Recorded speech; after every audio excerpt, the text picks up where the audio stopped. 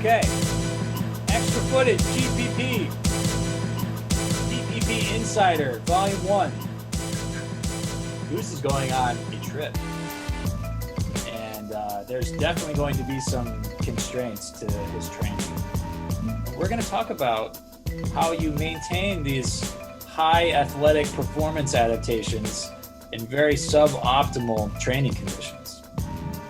So first, tell us where you're going. You have to tell us like everything about what you're doing, but give us a little context, my friend.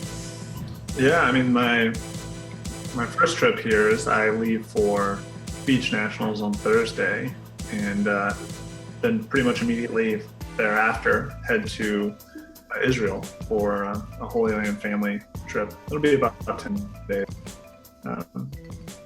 That being said, all my travels combined, which would then include some practice time with the Flyers and Ring of Fire, and then some cut camps, and then my first major peak, being Worlds. Peak performance, followed by another Worlds appearance for Masters, then hopefully an AUDL championship attempt. And all of that stuff happens between now and August, the middle of August, and I won't be home except for 4 days for that time period. So out of the next 90 days, I'll be home for like maybe 4 days. So I have some very unique, maybe not totally unique, training challenges. Unique New York. Do you have you don't have like a calendar with all this stuff laid out on it that we can conceptualize how busy you are, do you? I do, yeah. You want me to try to screen share that? Yeah, let's use the magic of Zoom technology. All right. Here at Game Point Performance, we utilize Zoom technologies. Let's try to make sure that that no one steals my flight information on this awesome calendar. And steal your identity. Yeah. I'm going to look at your weird internet history. They're going to see some fantastic annotation of birth dates. Yeah. All right, so screen share. That's good. We're going to get so good at doing this. It's going to seem so seamless when we put like stupid videos. Hey, Carl. Carl. Oh man. All right. Yeah, can you see my screen? I can. It's sharing. Hopefully it's recording. Are we seeing the calendar? I see. I can. Are you trying to share your iPad? No. I can only see your Explorer or whatever it's called. I see. Yeah, I can't see the actual calendar open. All I see is T2 email, Schwab, Black Diamond, all of your files. You've hacked my system. This is great. Yes. All right. What about now? Can you see this calendar? Can. That's strange. Yeah. No. I guess it doesn't play friendly with calendar. It gives me. Can you push it from your iPad? Yeah, I can probably try to put it on my iPad. If you were really interested in Goose's training and how we're going to train Goose during this very hectic travel time. Oh, wait a second. Desktop. You can now stick with us through technical difficulties. Are we there now? Yeah. Let me move my face out of the way on my screen. So, is this full screen now? I'm minimized. Yep. Perfect. Great. Okay. So this is today, the 15th. Yeah. Beach Nationals this weekend. Yeah, I leave the 17th. Beach Nationals, Holy Land trip, going right into Raleigh here, Flyers versus Austin, staying the training. Fortunately, there's a gym there that we get as a perk of being Flyers players. I'm going to have practice on the 9th and 10th. On the 10th, I'm going to fly home, and I will be home for the 11th, 12th, 13th, 14th, and then I leave again. And I will be going to North Carolina again for a cut camp, going straight from cut camp to Solstice Tournament, which is in Eugene, Oregon. From there, I'll be going to Cut Camp Portland, which is nearby. Then Cut Camp Portland, Maine, which is the other side of the country and not at all nearby. Yeah, it's about as far as you could get. Yeah. Other than going to like San Diego, Right. It's also where you're flying from, I'm guessing, or you're not going to be home. I'm not going home then. I go straight from Portland, Maine to Chicago Tim for Bothang, 36th birthday. coming up. There we go.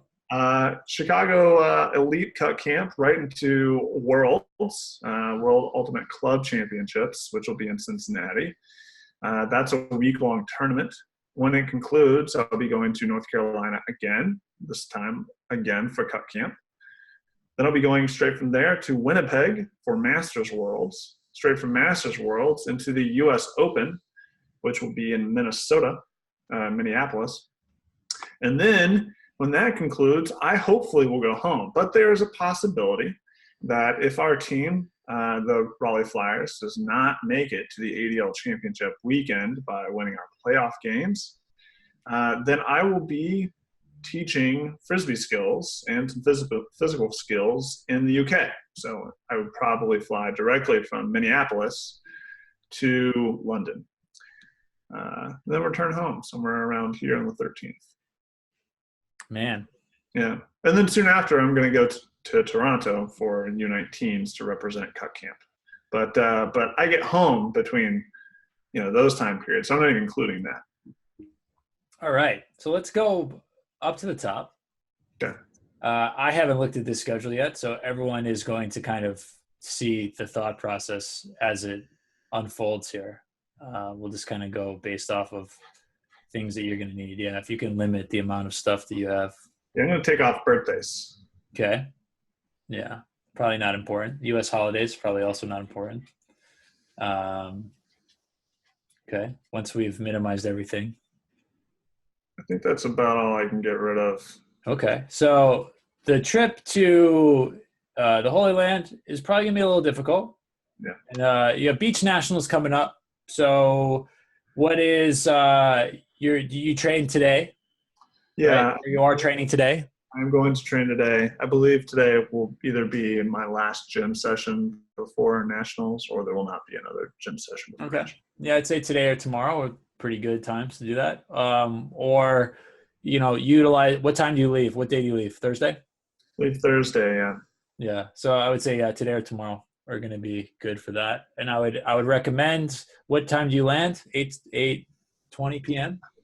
Yeah, Pacific time is that time that flight leaves Chicago. So I don't arrive in Norfolk until 1 a.m. Eastern time. Oh, that's pretty awful. And you'll be playing on Saturday. Yeah, games. So you have all of Friday. Yeah. So my recommendation for athletes who travel is, ideally, I would like you to do some form of exercise when you land. So get loose. It's very easy to get tight sitting on planes. Things start to get, so you have tissues that start to creep and end up stiffening up a little bit. You don't have a lot of your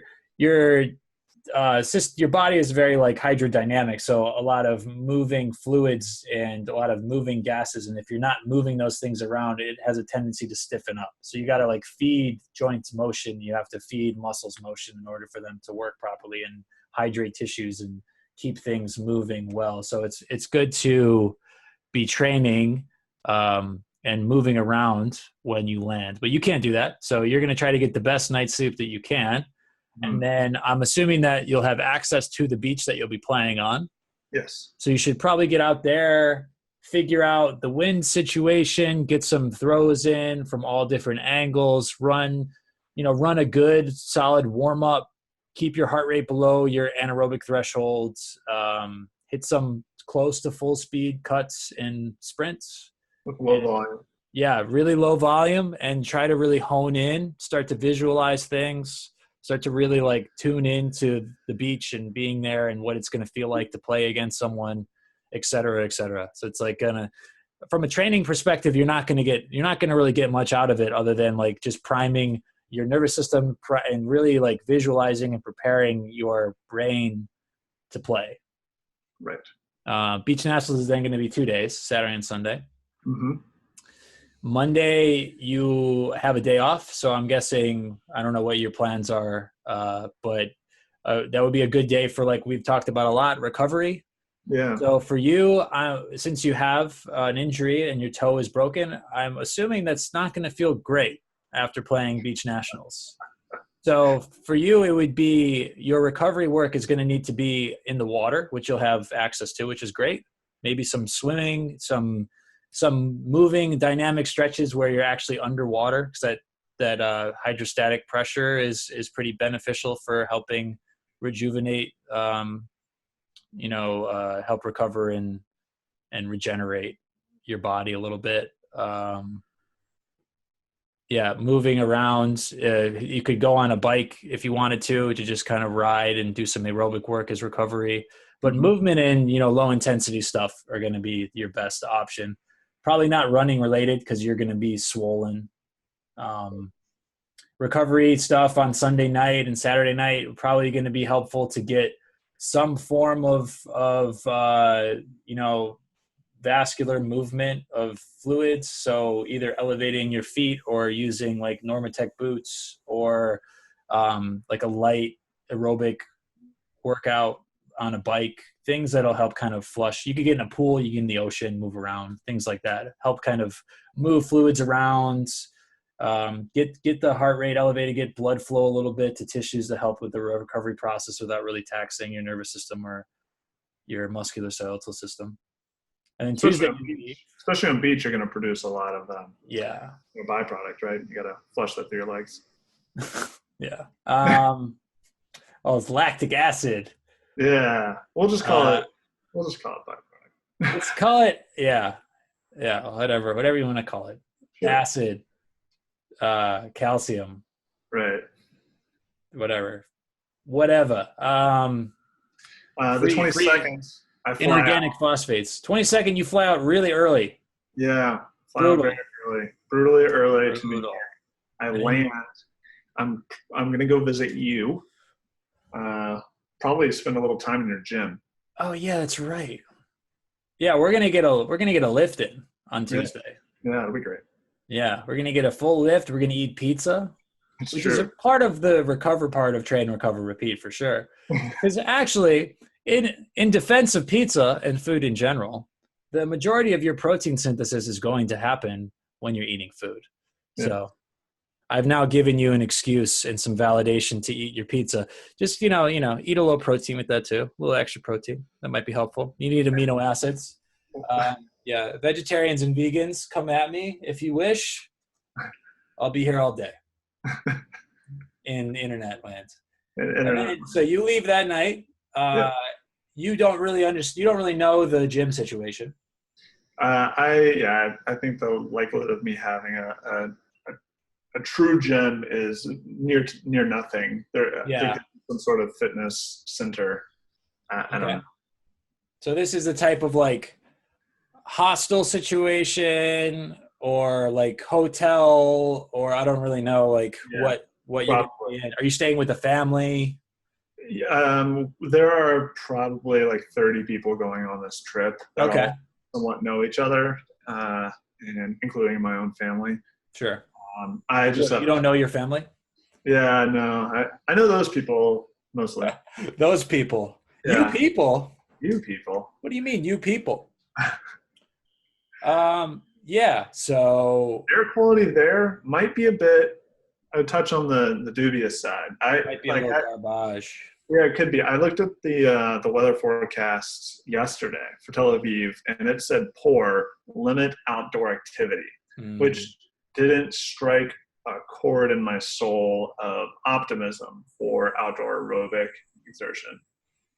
The reality of the situation is not a great one in terms of training, but your foot is going to be jacked up after Beach Nationals. I'm just going to say that, and I'm going to make an assumption because that's what's going to happen. I'll pay for your pizza if I'm wrong. Because your feet, because what ends up happening on the sand, you end up taking a lot of the elastic tissues that are supposed to absorb and then redistribute energy are going to be dissipated. So there's going to be a lot of like very deceptively hard actions happening at your joints. Yes. So it's going to seem like it's very soft. So it's almost a trick on your brain into allowing you to be a little more lax with how you decelerate your joints. And that usually ends up with like swollen feet. You can lead, if you did a lot of that, you can end up with stress fractures. I guess, and it's also going to matter, like sometimes sand is very hard depending on what part of the beach it's on. And sometimes it's very soft. Sometimes you might have to play in both situations. So it's not the most ideal if you're not accustomed to it and you're not adapted to it. You don't have very strong feet that are able to like not necessarily get that give from the ground. So fortunately, I have done a fair share of beach time in the last few months. So that's helpful. Well adapted. But going into it, your toe is broken. It is broken, yeah. So we're going to say that this trip to the Holy Land is going to be beneficial for you because you're going to not be jacking up your foot. Yeah. It'll get some time off.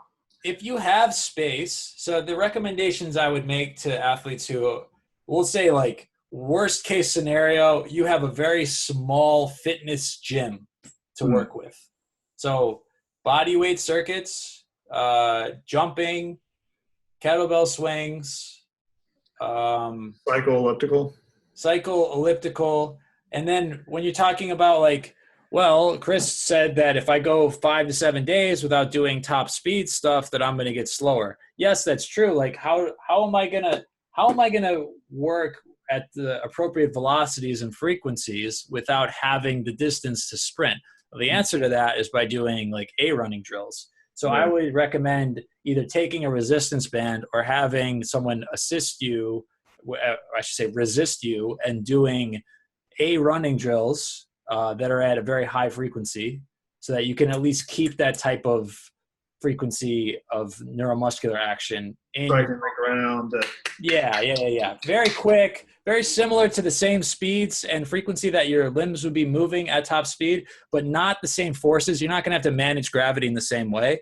But if you have that frequency right, you have the positions correct, and then you give a little resistance from a band or someone holding your hips, you can still get a little like that horizontal moment at the ground of your hamstring, like we're talking about in that video that you and I were talking about, like running mechanics and hamstring tears, which will also be available for the GPP insiders or whatever we want to call this thing.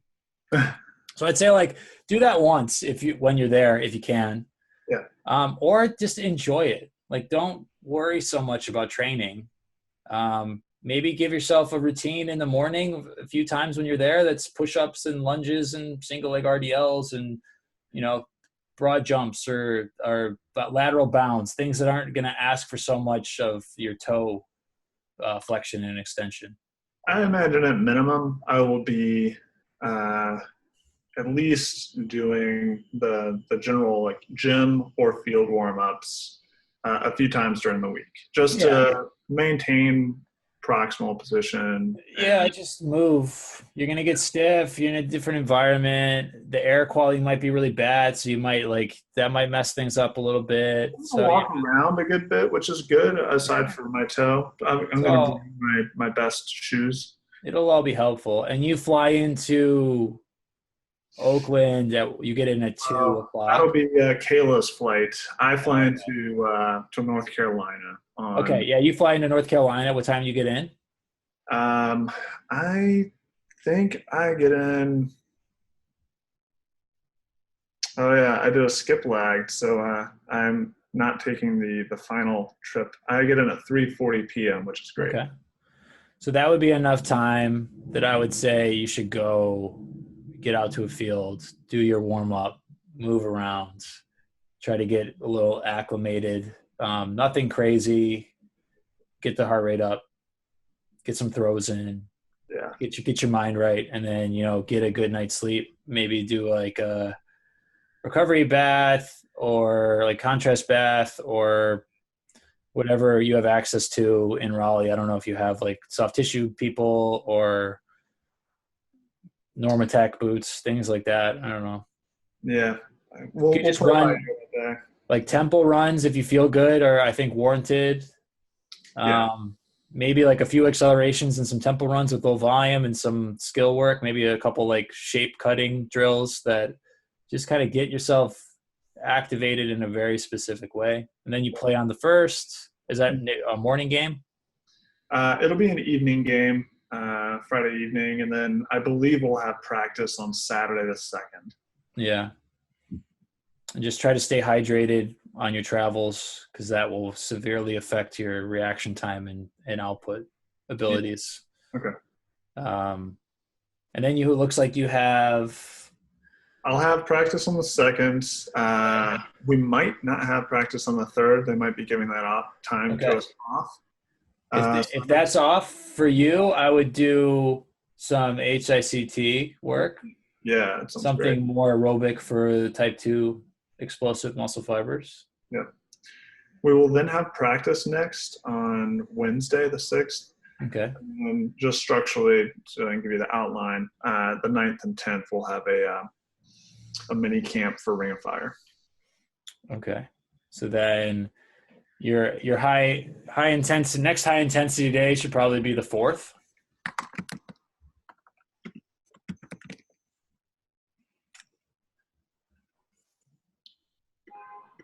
That makes sense to me. 5th, low intensity. So Yes. weightlifting and sprinting. On the 4th. Yeah, probably like try to get some full speed stuff on that Monday. Yeah. Maybe run like 3 flying starts, run like 6 accelerations, do some jumping, maybe lift weights. That's like it. Right. Yeah, get up to speed. And then 6 is practice, so another like day that's gonna be pretty taxing. That Tuesday, the 5th, kind of see how you feel. If your legs feel good and you feel pretty recovered, and your hamstrings, doing speed work when not having done it for a while might be like hamstring soreness city. Right. If that's the case, I wouldn't do tempo runs, but if you feel good, I would run some tempos. Okay. Nothing crazy volume wise, maybe like 3 sets of 5. Okay. At like maybe 90 yards, 100 yards. Maybe do some throwing. 6 is practice. Are these practices like 3 hours? I'm not exactly sure what it'll look like. We'll either be scrimmaging someone. It could be we could be scrimmaging Boneyard, the other team that I'll be playing. Okay. Or it's possible that it would be like a pod situation. But if it's a pod situation, then I anticipate the need to hit some high intensity stuff since So what I would do in that case, because I agree with you, is I would do after all of your like medium intensity scrimmaging and practicing is done, like maybe have either before or after based on like how well you want to play. Let's just say after. Maybe have if you're not taxed, have somebody else that's also in good shape, like just race them in 60-yard shuttles. Okay. Do a few of those, maybe 4 of those with like a good amount of rest. Okay. And then the 7th, another like lower intensity day. Maybe this is where you put in, because at this point it's 1, 2, cardiac output. 4. Yeah, like a cardiac output day. It'll have been about a month probably since you did it. You'll be doing a lot of walking in the Holy Land, but probably not to such a level that you're going to get any real adaptation. Yeah, it depends on elevation changes. Yeah, sure. Yeah. But yeah, just like cardiac output. Friday, probably a higher intensity day, but lower volume. Right. Leading into mini camp, which is 2 days. Yep.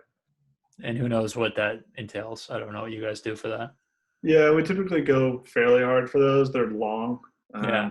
So I imagine Monday will be another one of those recovery-oriented, maybe HICT days. I'll be back in San Diego, needing to unpack myself. Maybe it's a tempo run day. Word. And then Tuesday. This is my golden week. This is the week that I get 4 whole days here. Yeah. So I would Tuesday and Thursday, a couple high intensity days. Yeah. And I would do Beach running on Wednesday. yeah. This is the Yeah, beach. for sure. I'll be home. Yeah. By beach running, I mean maybe my tempo runs are on the beach, or maybe I do aerobic intervals, or Yeah, I would just do like 10-second, or I would do I would do 5 to 6 second sprints and recover to 140. okay. Yeah. I would just do that. You need to be focusing on I do need to hit my HRI. Yeah. yeah, you gotta be focusing on the majority of your low intensity work needs to still be like type 2 stuff. Yeah. Until if your heart rate starts creeping above like 50, which it won't, I would especially since you're going to be trying to do like this CO2 stuff too. Yeah. It'd be interesting to see how that helps, or if it doesn't help, who knows? Yeah. It should. I'm gonna be that weird guy who travels with the pulse oximeter. Yeah, man. Be like, I got a bad ticker. I gotta know when to take my drugs. The real challenging stuff to me mostly is this repeated schedule of camps. Yeah. Like, most of the time I'm not going to have any gym access, and I have plenty of time on the fields. And anytime it says elite, like here with the 17th or the week of the 8th in June or July, I am competing with the kids. Yeah. It's part of the experience. So it's like having practice on all of those days. It will be a lot of medium intensities. So it's like the bane of our training programming. Yeah, if you have days, try to have a day where kids race and then let kids race you. Yeah. So then you get one high velocity day in over the course of camp where try to catch Coach Goose. Yeah. No, Or that's try to beat. See how big of a lead you need in order to beat Coach Goose. Yeah, that'd be great. I used to do You can film it, like let a kid have 6 yards on you and then run 20 and then get him. Yeah, I love it. But getting my low days in is going to be harder than inserting my high days. Yeah. I'll be keeping a close look on my Morpheus or Whoop information. Yeah, I think it'd be pretty high strain because you'll be like doing a lot of low intensity stuff. Yeah, I think so too. I mean, it should be a lot of high. Every time I've coached, my strain for the day, according to my Whoop, has been extraordinarily high. Yeah, that makes sense. Almost like an ultimate tournament. Yeah. Yeah, because you're talking, you're animating, you're showing things, so your heart rate's going to be like 100. Yeah. For like this whole time. Probably not 100 for you, probably like 80. But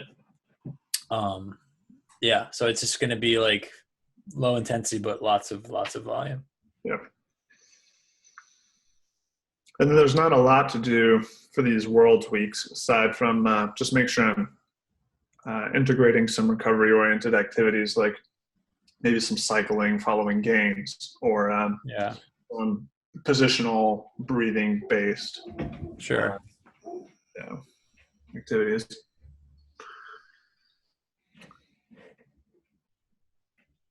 Yeah, because it's camp week, world, camp week, week. Camp, worlds. Yeah, man, that's a lot. Camp worlds. Yeah. Yeah. Gotta try to get one like good lift in every couple weeks if you can. Yeah. It's not going to be easy to do, but I'll make it happen. There is access, I believe, to a gym at the Portland, Oregon camp. Okay. That'll be able to break up the monotony a bit. Yeah, try not to go more than a month without getting up there, and then start relatively low in terms of intensity when you lift. try to like touch. If you're only going to lift once every 3 weeks, try to like touch 90%. If Yeah. you can, it'll probably feel like 100%. Relatively speaking, it probably will be, but yeah, that's going to be like important to keep. Yeah, we got that. We got our 30 days, right? Yeah, yeah, and it's not always that. That's a very like rough Yeah, I estimate. feel like that one's less accurate. Yeah, There's also some strength and endurance components to it, which and is it's within a significant. So the significance for them in that residual training effect chart is 10%. So it's a pretty big deal. If you can, if you trap or deadlift 500 pounds, that's a 50-pound loss. yeah. Yeah, so that's a pretty big deal.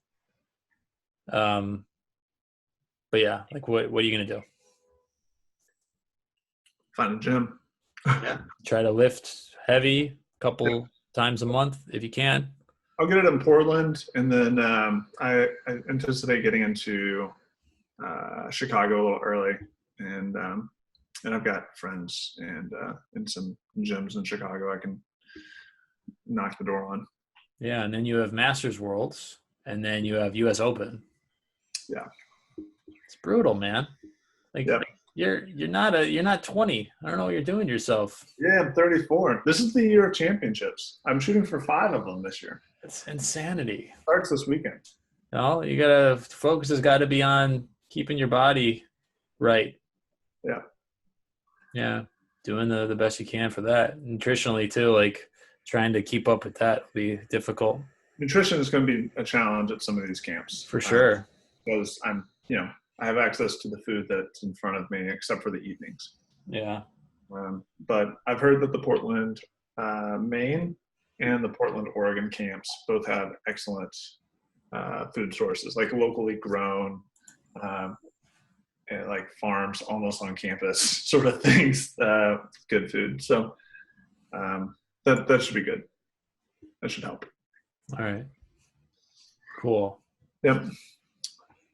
So here we are. That's programming. A summer in the life. Yeah, that's an interesting look into the life of Goose Helton. This is how the athlete, the top level athletes are really doing it. This is an intimate look at my life. Yeah, seriously. You really get like, it's just crazy. Yeah. How much, like, I don't know why you decided to sign up for so many cut camps. Yeah. Right. Well, yeah, keep spreading the good word, I guess. Yeah. In multiple ways. Yeah. You want to cut the recording? Sure.